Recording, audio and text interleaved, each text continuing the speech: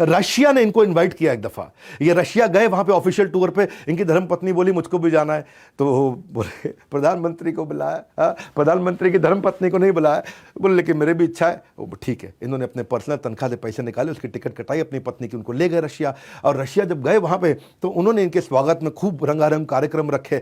वहाँ Russian official ने एक बैले डांस ऑर्गेनाइज किया, वहाँ बोल्शोई नाम का थिएटर होता है कैसा, वहाँ पे बैले डांस बहुत अच्छा चल रहा। अच्छा, अंधेरा हो जाता पूरे हॉल के अंदर और वहाँ पे बैले डांस आप समझ रहे हैं वो चल रहा होता है, और बैले डांस चल रहा, अंधेरा हो, जैसे ही बत्ती जली तो देखा शास्त्री जी वहाँ है नहीं, उनकी कुर्सी खाली। तो इनकी सिक्योरिटी में हड़कंप मच गया, सारे उधर भाग के देखने लगे और बाहर गए, ढूंढा शास्त्री जी, देखा पार्क में जाके बेंच पे अपना बैठ के डायरी पे कुछ लिख रहे।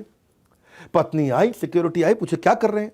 तो शास्त्री जी बोले कि भाई देखो, मेरे को सिंपल सी बात है, नृत्यांगना जो वहाँ थी उनकी टांगे नंगी थी, उन्होंने पूरे कपड़े पहने नहीं थे, मनोरंजन की दृष्टि से उन्हें देखना ये मेरा और मेरी धर्म पत्नी का और उन सारी स्त्रियों का घोर अपमान होगा, और अपनी धर्म पत्नी जो मेरे साथ बैठी है उसका कितना बड़ा अपमान होगा। तो शास्त्री जी, ऐसे व्यक्ति, उनके जैसे प्रधानमंत्री मुझे नहीं लगता कि न कभी आए हैं न कभी आएंगे, न भूतो न भविष्यति। इन्होंने जो वो गाड़ी खरीदी थी ना, मैं उसकी एक बात आपको जरूर जाते जाते बताना चाहता हूँ। इसकी कहानी का नाम है paying the interest versus conflict of interest. क्या मतलब हुआ?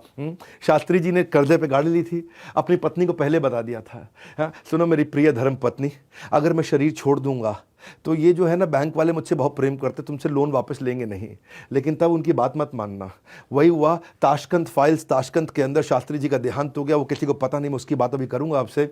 और देहांत होने के बाद बैंक ने चिट्ठी लिख दी इनकी धर्म पत्नी को कि अब आपको इस लोन को रीपे करने की कोई ज़रूरत नहीं है। प्रधानमंत्री ने गाड़ी खरीदी थी, ललिता शास्त्री उनकी धर्म पत्नी, उन्होंने बैंक वालों को बुलाया, सुनिए ज़रा आप हमारे घर आ सकते हैं क्या? बैंक वाले सब फटाफट घर आए, बोले मेरे पति ने मुझे पहले ही बता दिया था, शास्त्री जी हमें पहले ही बोल गए थे कि आगे चल के तुम मुझसे लोन माफ़ कराने की बात करोगे, लेकिन मुझे शास्त्री जी बोल गए थे कि जो मेरी आज पेंशन आती है उस पेंशन से ही चुकाते रहना, 5,000 रुपये का बचा हुआ लोन अगले 4 साल में। शास्त्री जी की धर्म पत्नी ललिता शास्त्री ने अपनी पेंशन से वो सारा लोन चुकाया और तब उस गाड़ी का इस्तेमाल करते रहे। लाल बहादुर शास्त्री जैसे प्रधानमंत्री न थे न कभी होंगे। इनकी मर्डर मिस्ट्री, इसके बारे में कोई नहीं समझ पाया, इतनी कॉन्फ्लिक्टिंग डेथ थ्योरीज हैं। इंडियन गवर्नमेंट कहती है कि ये तो हार्ट पेशेंट थे, इनको हार्ट अटैक हुआ, फैमिली रिलेटिव्स कहते हैं नहीं इनका मर्डर हुआ, इनको पॉइजन दिया गया ताशकंद के अंदर। मैं वो जगह पे गया हूँ ताशकंद में जहाँ पे इनका आज भी वो स्मारक है। वही 2 अक्टूबर को मैं उनके जन्म के दिन गया था, जिस दिन उनका जन्मदिन था, तो वहाँ फूल वूल हमने चढ़ाया, मैं खुद देख के आया वो जगह। लेकिन बाकी बहुत सारे व्यूज़ हैं,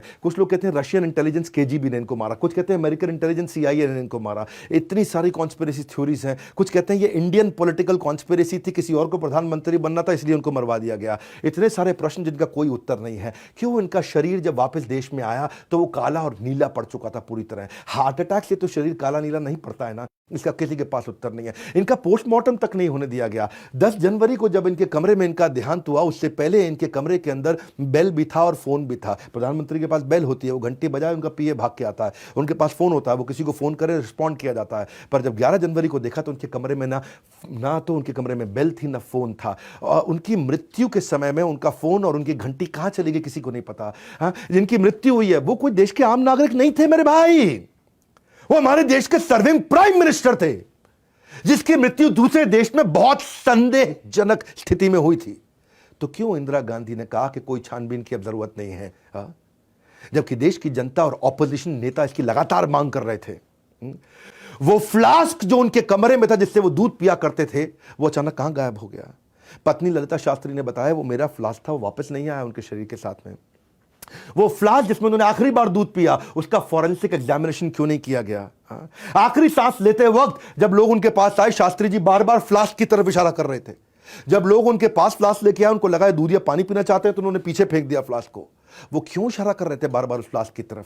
जब उनका पार्थिव शरीर भारत में आया, उनके चेहरे पे नीले और काले दाग देखने के बाद जब पूछा गया तो आनंद फानन पे उनके चेहरे पे फटाफट चंदन मल दिया गया। क्यों आखिरी दर्शन के लिए उनके परिवार, उनके बीवी बच्चों को उनके पास नहीं जाने दिया? क्यों उनके शरीर को नहलाने के समय में दोनों बेटों को उनके पास नहीं आने दिया? बहुत सारे प्रश्न हैं। उनकी गर्दन के पास में छेद था जिसमें से खून निकल रहा था। हाँ, उसके अलावा उनकी पेट पे भी कुछ सर्जिकल मार्क्स थे, हाँ निशान थे, जिसका किसी ने कोई जवाब नहीं दिया। सारे जितने चश्मदीद गवाते, हेल्पर, होटल स्टाफ, वहां पे जो डॉक्टर थे, सिक्योरिटी, कुक्स, आज तक कोई किसी ने कभी मीडिया में आके बात नहीं करी। क्यों?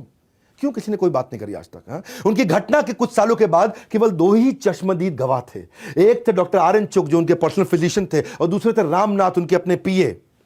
एक दफा जब एक कमेटी बिठाई गई और उन दोनों को कमेटी में आकर के अपना बयान देने के लिए कहा गया, उसी समय दोनों की अलग अलग जगह पे एक ट्रक के साथ एक्सीडेंट होकर मृत्यु हो गई। ये अचानक ये कैसे हो गया सब कुछ? हाँ, टीएन कॉल जो इस समय भारत के एम्बेसडर थे, इनकी डेथ के बाद, प्रधानमंत्री की डेथ के बाद में उनका अचानक प्रमोशन हो गया। 30 दिन के अंदर उनका बड़ा प्रमोशन हो गया, उनके लिए ताली बजाई जा रही थी। हाँ? यही वो व्यक्ति थे टीएन कॉल जो लगातार बोल रहे थे कि पॉइजन थ्योरी गलत है, इन्हें कोई पॉइजन नहीं दिया गया।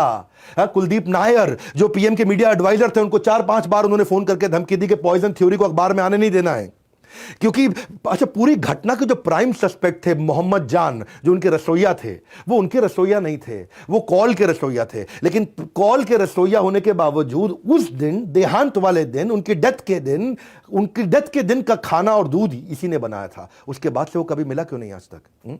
रशियन ऑफिशियल्स ने उसको, मोहम्मद जान को गिरफ्तार कर लिया, हमारी सरकार ने मोहम्मद जान को छुड़वा दिया, बोला नहीं नहीं हम इसकी गारंटी लेते हैं, ईमानदार आदमी है। क्यों? टीएन कॉल का वो पर्सनल शेफ था। हाँ? और उसके बाद वो कहां गायब हो गया किसी को नहीं पता। क्यों? उनके देहांत के अगले दिन रशिया से उनको छुड़ाने के बाद आज तक वो कभी नहीं दिखाई पड़ा। क्यों?